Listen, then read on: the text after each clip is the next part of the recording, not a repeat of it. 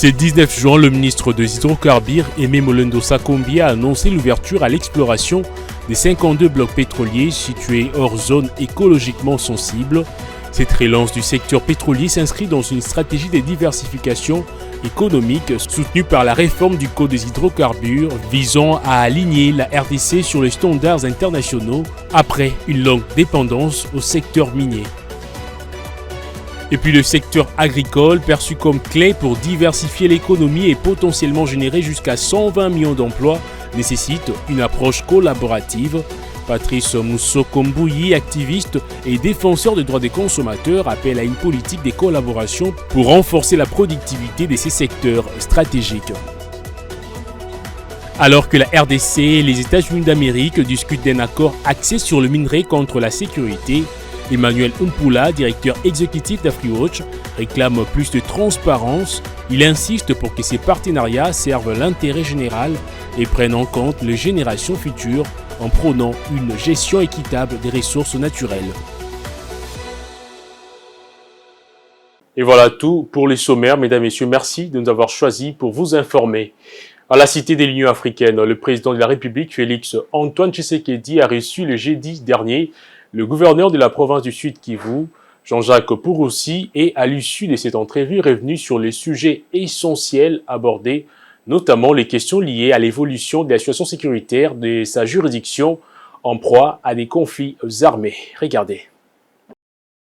Faire un état des lieux de l'évolution de la situation sécuritaire dans sa juridiction, c'est l'impératif qui a conduit les gouverneurs de la province du Sud Kivu, Jean-Jacques Purusi, auprès du chef de l'État. Ici, il rassure sur l'état d'esprit des forces de sécurité avec l'appui de Wazalendo. On a fait d'abord le point sur la situation sécuritaire, économique et politique de la province du Sud Kivu. Depuis que nous avons déplacé la capitale provisoirement de la province du Sud Kivu vers Uvira, lorsque l'ennemi, le M23 appuyé par le Rwanda, a occupé la ville de Bukavu. Donc on a fait le point. On a essayé de discuter sur l'évolution du front, de la ligne des fronts. On a sur les conditions de vie et de travail de nos forces de défense et de sécurité. On a vu que les mesures que le président de la République a prises par rapport à la situation sécuritaire sont salutaires.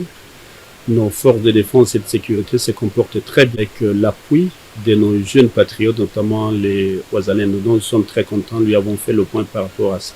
Jean-Jacques Purusi a en outre manifesté cette détermination de récupérer tous les territoires passés sous le contrôle de l'ennemi. Les investissements britanniques dans les secteurs stratégiques du transport, de l'énergie et du développement du corridor de Lobito ont été au cœur d'un échange diplomatique cette semaine entre le vice-premier ministre chargé des transports et voies des communications Jean-Pierre Bemba et l'ambassadrice du Royaume-Uni en RDC, Alison King. Cette rencontre s'inscrit dans une dynamique de coopération renforcée visant à soutenir les ambitions régionales des désenclavements et des croissances durables. Suivez. L'investissement dans les infrastructures routières, ferroviaires et énergétiques, avec un accent particulier sur le développement du corridor des Lobito, a franchi une étape décisive avec les lancements officiels de l'étude de préfaisabilité le 17 juin 2025 à Kinshasa. Cette initiative, portée par le gouvernement congolais et en partenariat avec plusieurs acteurs régionaux et internationaux, vise à structurer un modèle économique attractif pour mobiliser des financements durables. Le Royaume-Uni, à travers cette rencontre diplomatique, a exprimé son intérêt à s'impliquer davantage dans ces projets régionaux à fort potentiel logistique et minier en complémentarité avec les efforts de l'Union européenne et des États-Unis. On a abordé plusieurs sujets dans les investissements britanniques possibles dans les domaines de l'énergie, l'infrastructure routière ou ferroviaire et le corridor de Lobito.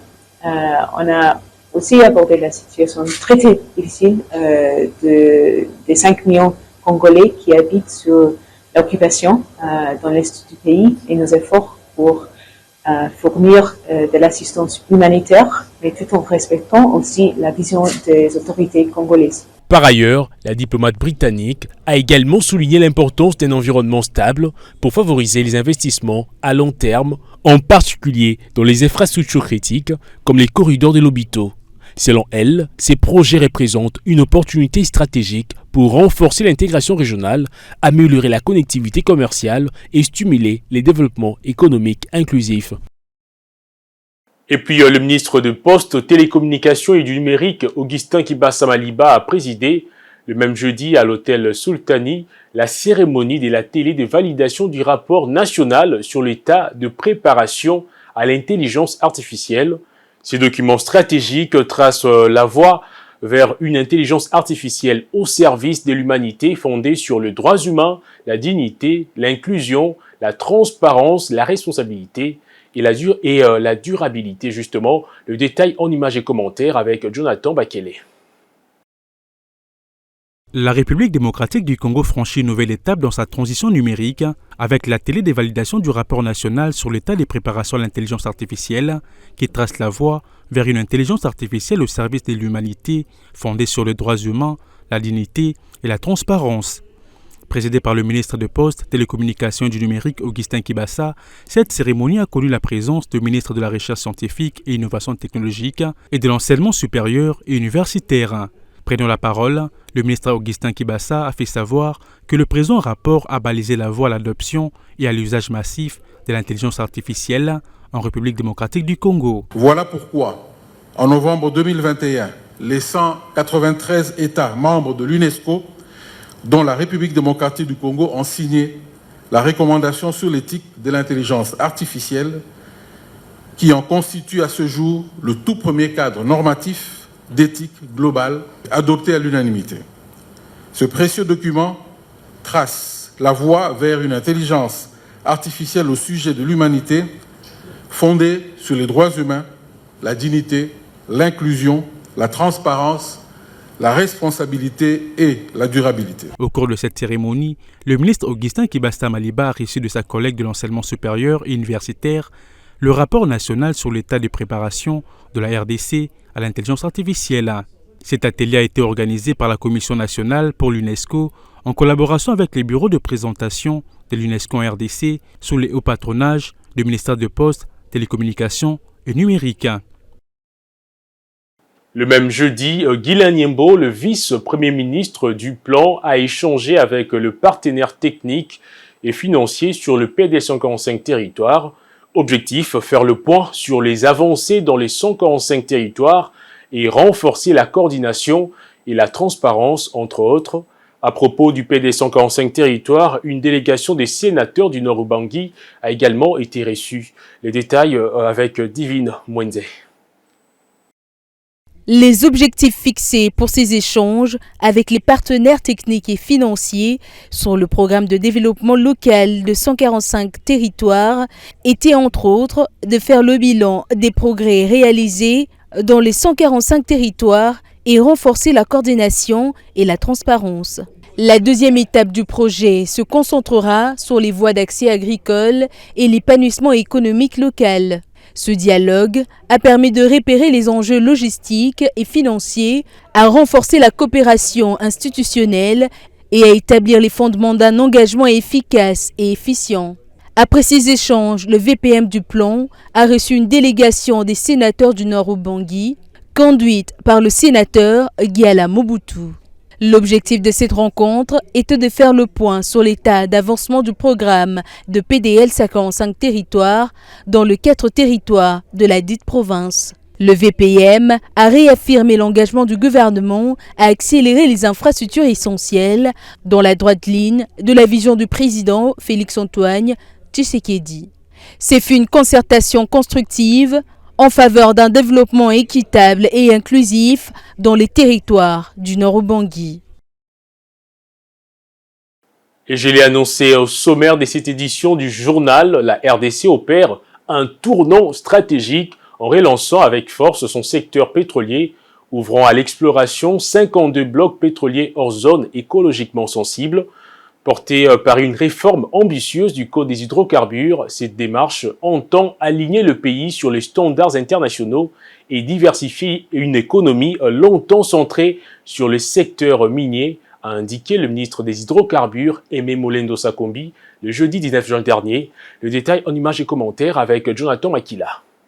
La République démocratique du Congo relance avec vigueur son secteur pétrolier.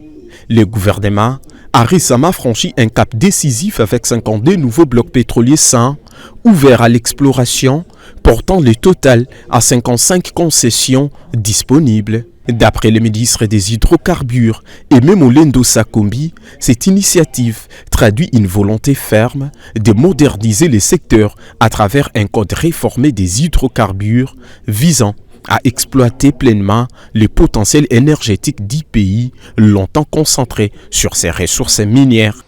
Nous avons décidé de changer purement et simplement notre code des hydrocarbures.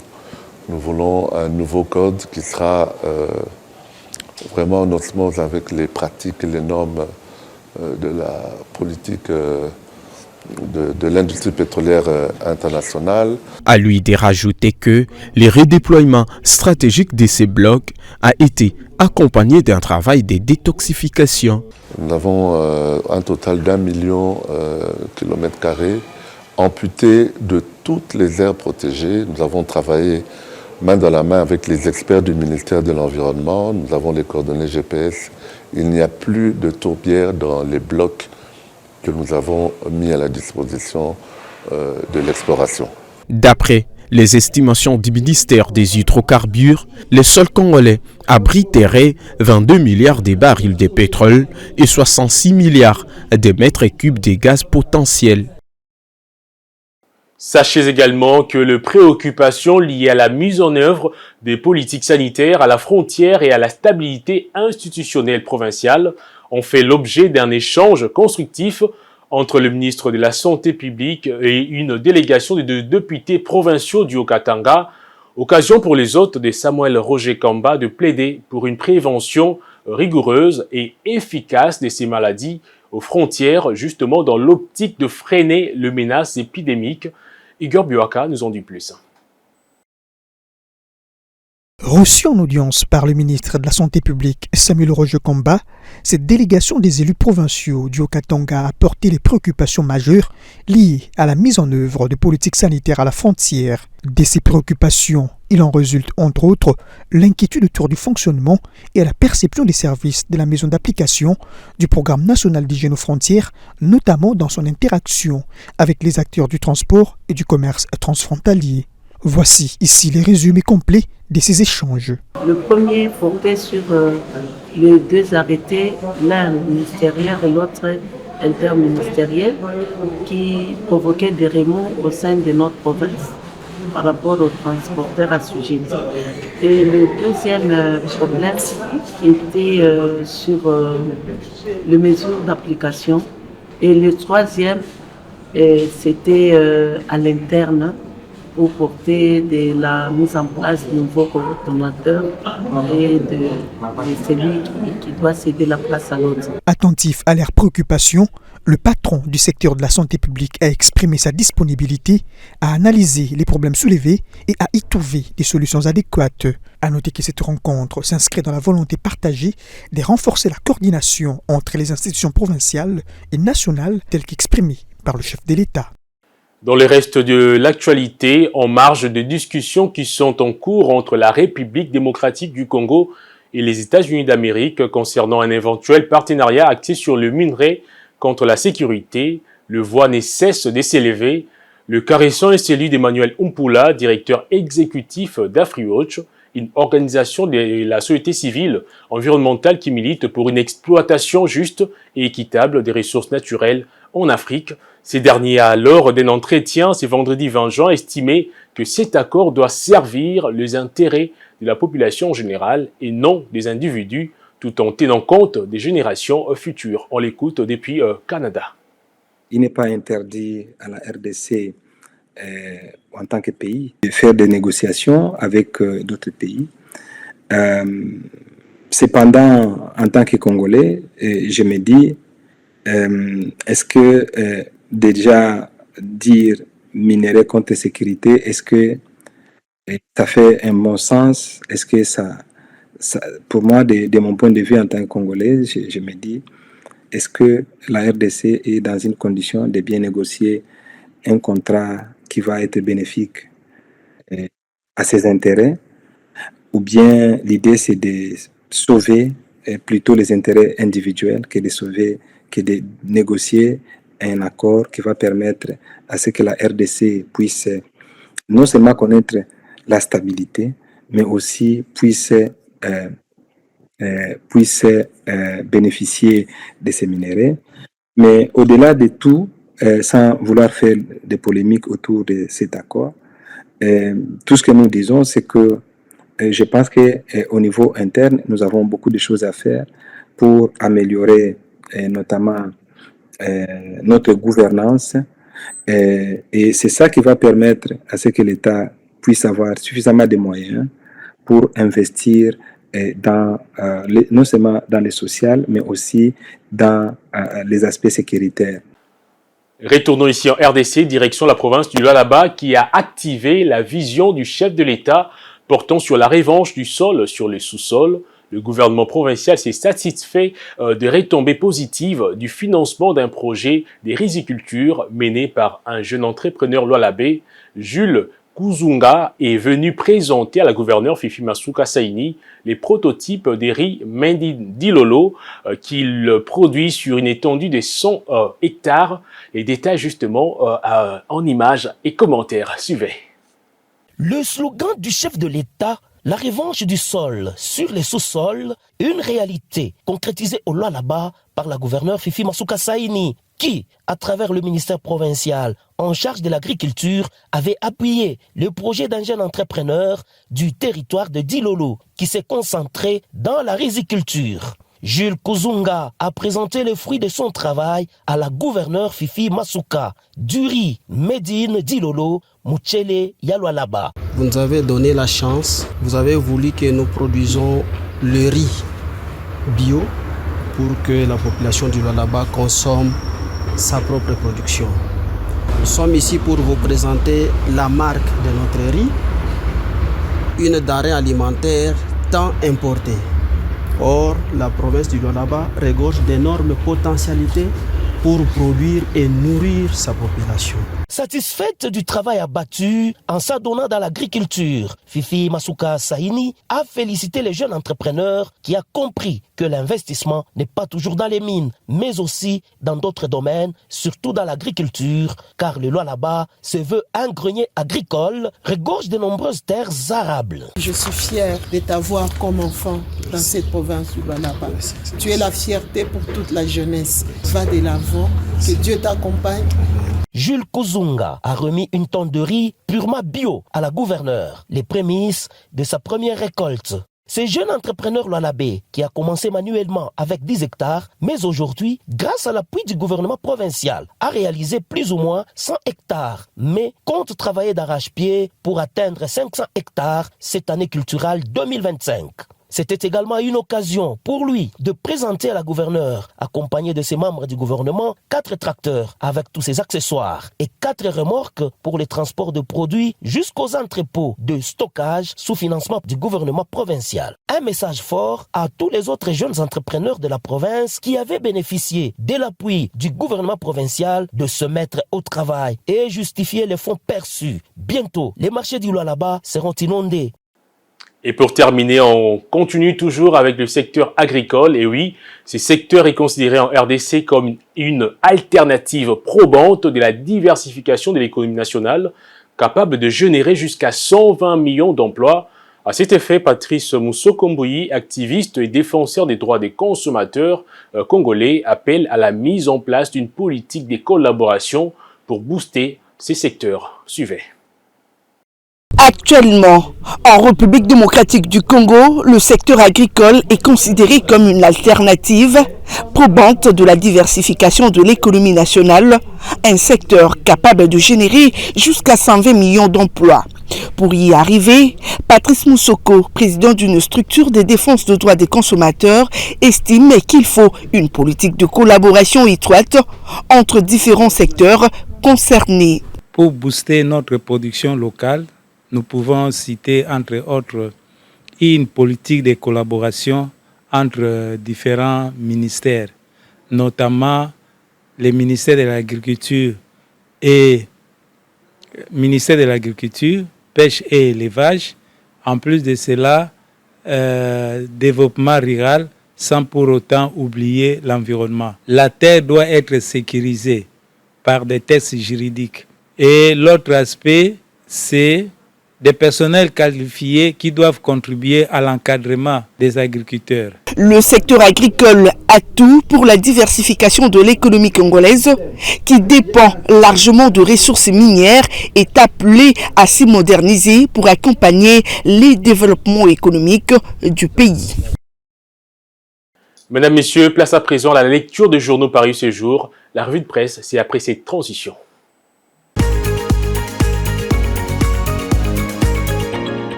Ce journal touche déjà à sa fin, mesdames, messieurs, mais avant de nous séparer, voici donc le rappel de principaux titres.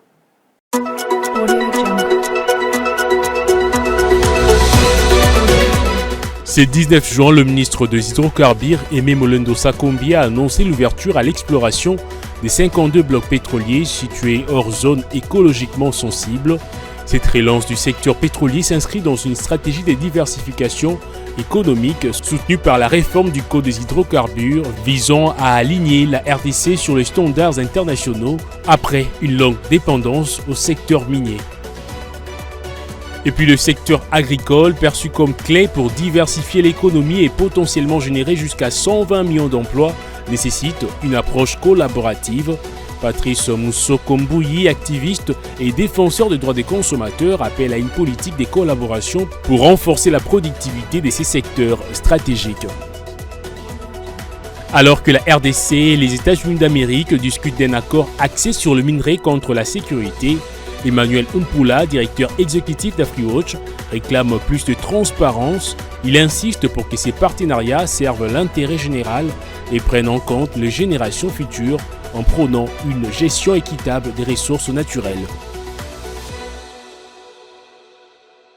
Et voilà, fin complète de cette grande édition du journal sur Ecofin Télévision. Toute l'équipe rédactionnelle s'est jointe à moi pour vous souhaiter un très bon début de week-end et une excellente suite de programmes sur nos antennes. Au revoir.